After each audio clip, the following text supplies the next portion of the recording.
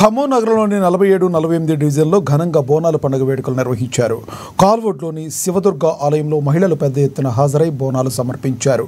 2 డివిజన్ల కార్పొరేటర్లు తోట గోవిందమ్మ రామారావు, మాటేటి అరుణ నాగేశ్వరరావులు హాజరై భక్తులకు కావలసిన ఏర్పాట్లు చేశారు. ఈ సందర్భంగా ఇరువురు కార్పొరేటర్లు ఆలయ విశిష్టత గురించి తెలిపారు.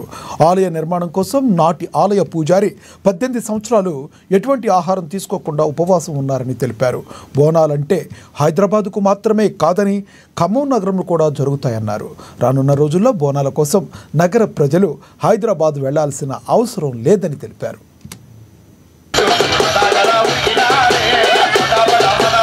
ఖమ్మం నగరంలో ఉన్నటువంటి 3 టౌన్ ప్రాంతంలో ఉన్నటువంటి శ్రీ కనకదుర్గమ్మ అమ్మవారి విగ్రహ ప్రతిష్ట శ్రీరంగ రంగారావు గారి శ్రీరంగం వెంకటనారాయణ డాక్టర్ ఆనాటి సుమారు 18 సంవత్సరాలైన ఉపవాసం ఉండి, అంటే ఓన్లీ కూరగాయలు పళ్ళు తిన్నాడు.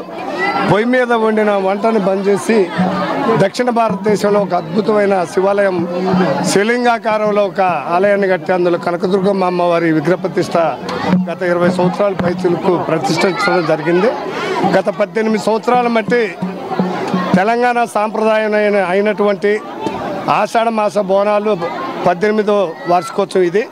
18 సంవత్సరాల మట్టి ప్రాంత ప్రజలు 46, 47, 48 3 డివిజన్లో ఉన్నటువంటి మహిళా సోదరమణులు, అటు మాటేటి నాగేశ్వరరావు గారు మాజీ కార్పొరేటరు, ప్రజెంట్ మాటేటి అరుణ గారు, ఇటు 48వ డివిజన్ మా మిస్సెస్ తోట గోవిందమ్మ గారి ఆధ్వర్యంలో ఇక్కడ ఉన్నటువంటి మహిళా సోదరీమణుల సారథ్యంలో ఘనంగా గత 18 సంవత్సరాల బట్టి అమ్మవారి బోనాలు, ఆషాఢ మాస బోనాలు ఈ ప్రాంతంలో చేస్తూ ఉన్నాం.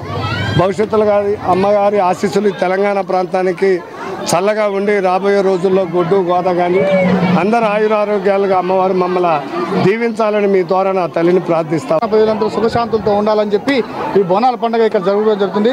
దీనికి సహకారం తోట రామారావు గారు అయితే, ఇటు నేనైతే బాగా ఇద్దరం కలిసి చేసి ఈ డివిజన్ ప్రజలందరికీ కూడా బాగా తోడ్పడడం జరుగుతుంది. అంతే